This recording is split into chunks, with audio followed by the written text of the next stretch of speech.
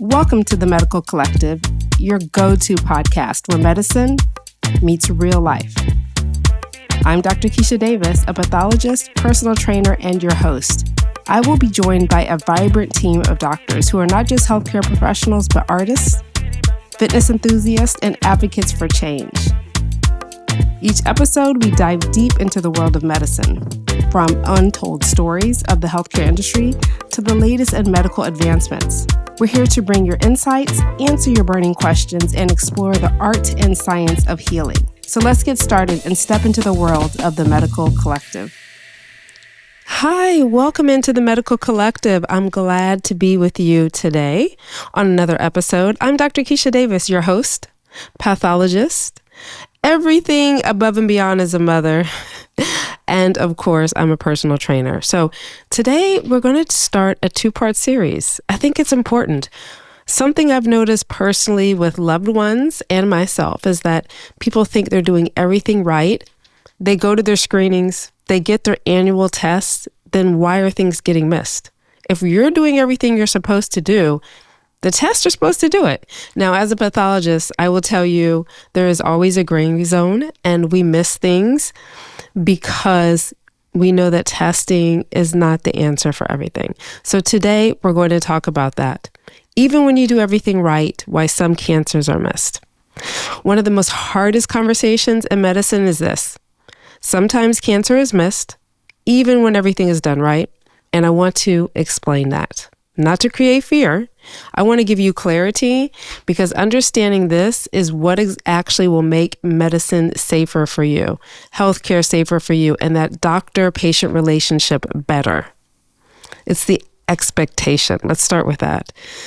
So most people believe, and there was a time where I believed it, pre-med, before pre-medicine, was that if you do the right testing, you'll get the right answers.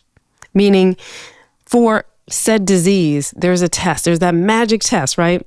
The lab is so right that this one test is going to come back and answer all of my problems and concerns and nothing else. And then the problem is that you don't get the answers that you were expecting. For instance, if my mammogram is normal, I'm fine. I'm good. The doctor said I'm good. The radiologist checked it off. I'm good. If my colonoscopy is clear, I'm safe. If my labs look good, nothing's wrong. We've been taught to see testing as a yes or no answer. And I know from the laboratory, it does not work like that. It's either there or it's not. It's either positive or negative, right? Like a pregnancy test. But honestly, it does make sense because when you're doing everything right, you do want certainty. I believe you go to the doctor, they give you your clean bill of health, right? And you're able to go home and go about your day and life for a year until the next time because the testing said you are fine. However, ever, medicine does not work that way. Most people don't see that testing is actually a risk reduction. It's not making you clear. It's reducing your risk or the probability that you may have something at that time. A lot of people see it as a certainty and don't understand that a test can look at a risk. It doesn't eliminate it. So if testing isn't certainty, then the question is, what determines whether cancer is found or missed? That's the question you want to ask me, right? Well, what then, Dr. K?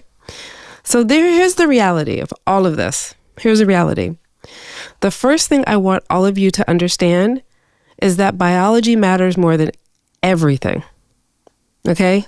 And if you truly understand science, you understand things start on a cellular, molecular level, and then microscopic, right? And then what we're seeing in testing, you will understand more that some cancers grow very, very slowly, right? And then they can grow in areas where you can't see them. It's kind of like my daughter's room when she says she cleans it and to the eye, right? Or to maybe the testing, my testing, or when I used to tell her just to videotape it and I'll see it. And according to that, everything looks good. But if you really do a deep dive, there's more than meets the eye, right? And then there's some cancers that grow very quickly and aggressively. There's sarcomas that do that you can actually go and have a normal exam or testing, and before you know it, you come back, or sometimes what happens, you may have had a fall or something. It's usually in a place where you injured, but the tumor was already there. And then you have this big, large mass now, and it grew fast. And you're thinking, but doctor, I just saw you. So did you miss it? Not understanding that that's how the tumor grows. It's nothing that the doctor or the testing did wrong. So a cancer can develop in between your screenings, okay? A cancer can develop in between your screenings. I want you to make sure you understand that. So even if you're doing everything right, a cancer is growing faster than expected. And then just to go a little bit further on this, some cancers don't follow the timeline that we even expect. I will say there are no two cancers that look alike, that act alike, even if I diagnose them as the same name or tumor. They can act completely different if they're moving faster than the screening system, or if they're in a location, or they're not giving off, like we may do a blood test, right, to look for a tumor marker. If they're not expressing those tumor markers, and we're using that to guide our screening, then it may not be seen right away. So even if biology is allowing us to detect through screening, that doesn't mean we always can see it. And when a cancer develops and how it develops matter, specifically locations. Does anyone have a loved one that has had pancreatic cancer? I have. And it was a very difficult time seeing my loved ones have pancreatic cancer. And the question always is, well, why was it missed? Especially for one of them that went to the doctor a lot. But because of the location of the pancreas, and the pancreas is elongated and it sits right in between several other organs. And usually the adenocarcinomas, which are the ductal adenocarcinomas of the pancreas, are the ones that we talk about that have the poor prognosis. They sit in the head, usually of the pancreas. So by the time that they have symptoms, it's grown too big. So it's hard to get a screening test. And then you think, theoretically, can you sit here and do imaging on every single person to screen for it? It doesn't work like that. It wouldn't be realistic to be able to do that. So that's a problem with a tumor like that. It's in a location that's not. Well, imagine a tumor that's on your finger or on your face, right? You're definitely going to see that and go in enough time to get a check before it could be something potentially lethal. But if it's internally in a certain location, or there are some organs, if it's in your stomach or esophagus, you may have symptoms, or your colon, you're going to have rectal bleeding, you're going to have, chest pain, other symptoms that can let you know there's something there. But some of them are hiding. They're hiding in plain sight. And if you go back to the episode on colon cancer testing, you'll also hear about when I talked about right-sided colon cancers. Our colon has an upside down U shape, and the right side of the colon is furthest away from the exit, which is the rectum. And so therefore, if a cancer is there, by the time it's causing symptoms, it's too big and too late. Whereas on the left side, Cologuard and other testing can detect it. But colonoscopy can go all the way up and look in it. But of course, depending on your age, you may not be at the age to get screening for colonoscopy. So it's all about location, all about it. Hello, listeners. We want to remind you that you can catch The Medical Collective on all your favorite podcast platforms. That includes Apple, Spotify, and YouTube. Be sure to hit that subscribe button so that you never miss an episode. We're also on Libsyn, and you can find us on all social media platforms as The Medical Collective. Do you have thoughts or questions? Please don't hesitate to reach out. We love hearing from you. Now let's get back to the conversation. Hey, Keisha, I have a question. What is the difference between cancer detection and diagnosis? What is the difference? What is the difference? How long have you been practicing? it still amazes me. And I think for me, because I see all of this, it makes so much more sense. So that's why I really want to have this conversation with you to kind of put it into perspective for you that don't look under the microscope like I do. And not all cancers look the way we expect. And I say that, again, because I look under the microscope and see these visually.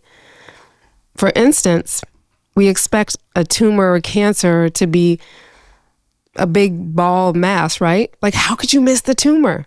What if I tell you that some tumors don't even produce a mass? There is a cancer called urothelial carcinoma, and it's a cancer that arises from the urothelium, which is a specific type of lining that happens in our urinary tract. So the part of the kidney, which is, we'll say, the renal pelvis, and going down into the ureter, into the bladder, that is all lined by urothelium. And so a cancer of that, there can be dysplasia or in situ cancer growing along it, and you're not going to see a mass. And sometimes, again, we don't see gross hematuria, right? So your signs and symptoms are not going to present as some big lesion or gross hematuria, because it's growing along. It's what we call lipidic growth. It's growing along it. So that's where, if they're concerned about it, they will go in and do washings and such to look. And then we look under the microscope through cytology and say, oh yeah, we see cancer there. Yeah. It's amazing. I think that's why also we have to approach this in so many different angles. We have to approach this at so many different angles, because some cancers are going to present differently. In addition to that, no two are alike. So as many ways as we can approach this is going to help us. Also, I had talked about this, that in medicine, we always have caveats, right?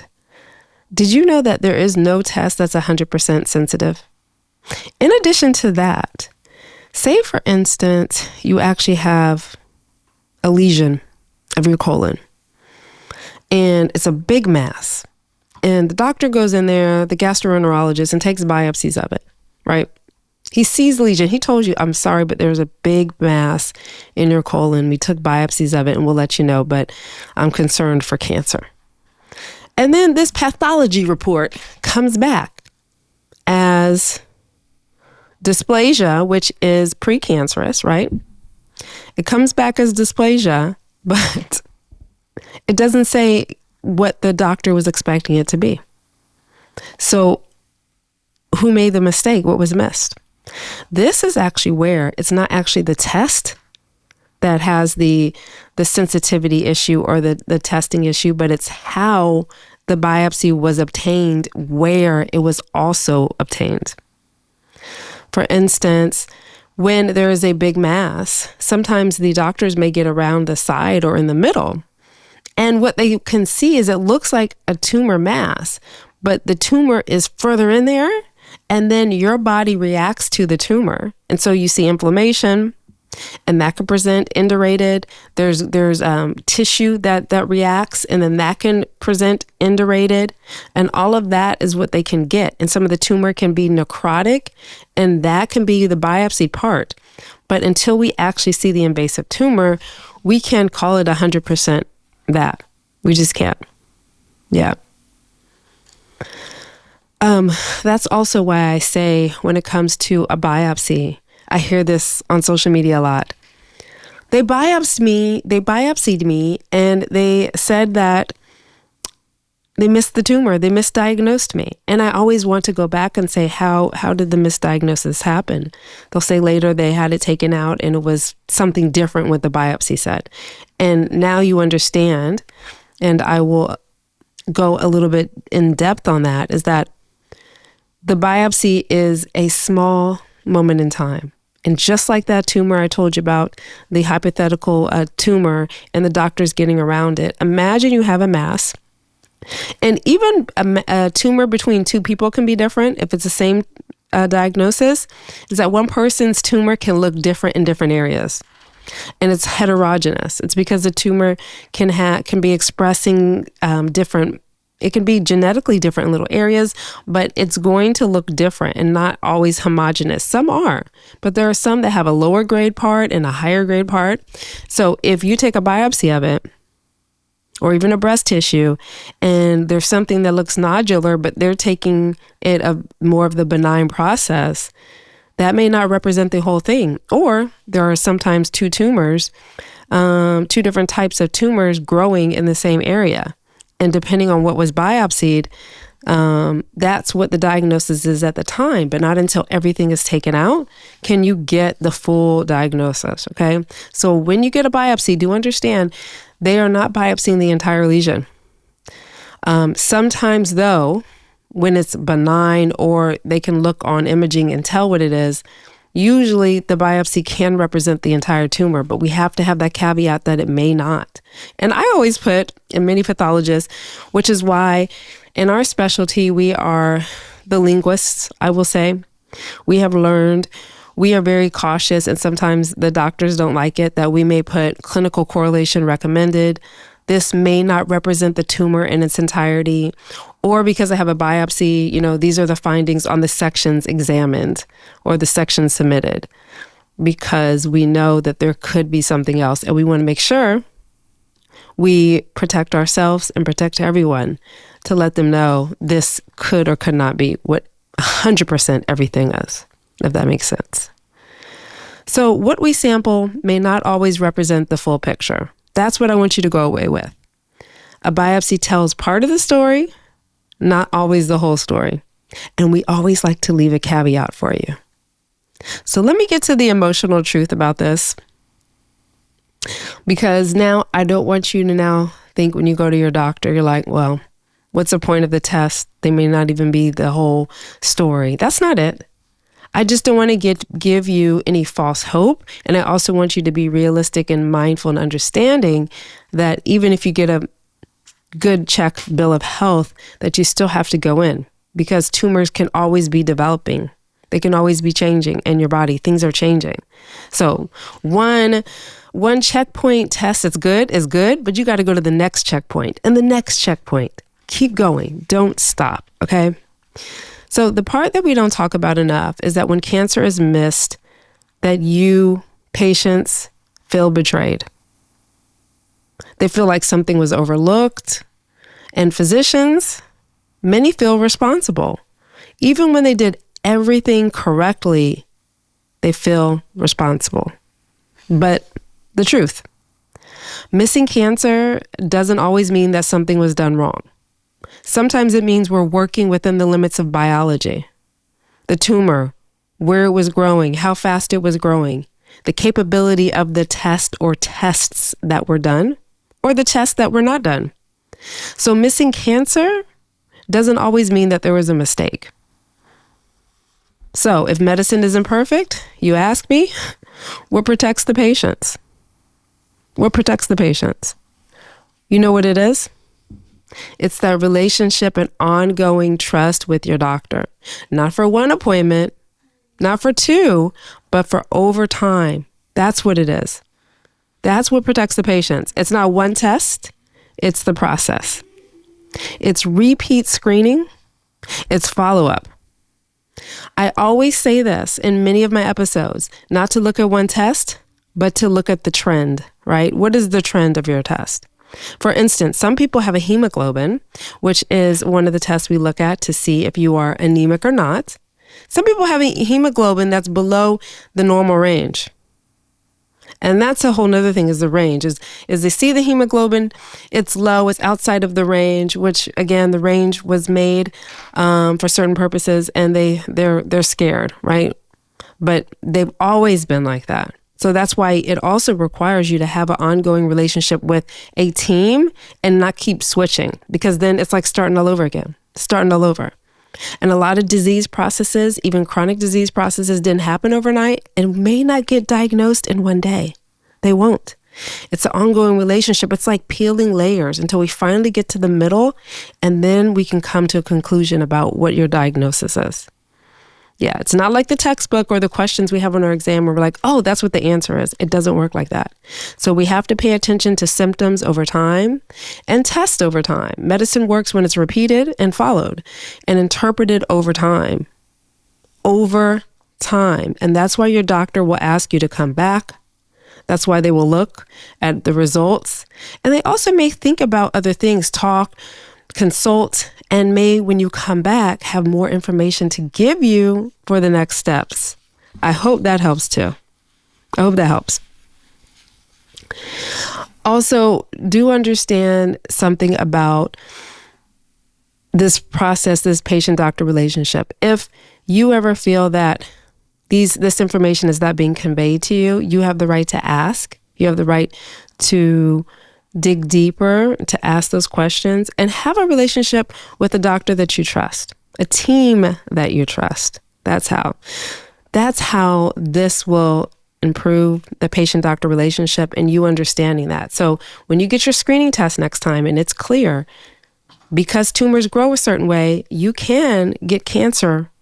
Cancer can develop during that period you don't have screened, and the next time you can have it. Medicine is powerful, but it's not perfect. And understanding that is what helps keep patients safer. I hope you understand that. So in the next episode, part 2, I'm going to break down something that's very important. What doctors actually mean when they say that your results are normal, okay? Because normal doesn't always mean what people think it means. Thank you. Until next time. Thank you for tuning in to the Medical Collective. We hope today's episode has left you with valuable insights and a new perspective on healthcare. Don't forget, follow us on social media for more updates and behind-the-scenes content. I'm Dr. Keisha Davis, and it's been a pleasure to share this time with you. Stay healthy, stay informed, and we'll see you in the next episode, where medicine continues to meet real life.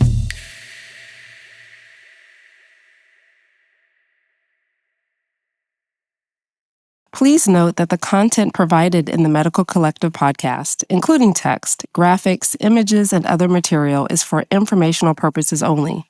The content is not intended to be a substitute for professional medical advice, diagnosis, or treatment. Always seek the advice of your physician or other qualified health provider with any questions you may have regarding a medical condition. The views and opinions expressed on this podcast are solely those of the individual authors and guests and do not represent those of the Medical Collective, its staff, and any affiliated entities. The appearance of content on the podcast does not imply an endorsement. Neither the host, Dr. Keisha Davis, the co-host, or any guest of the podcast bear responsibility for the accuracy of the content provided or the use of information received through the podcast. Reliance on any information provided by the Medical Collective podcast, its employees, writers, or guests is solely at your own risk.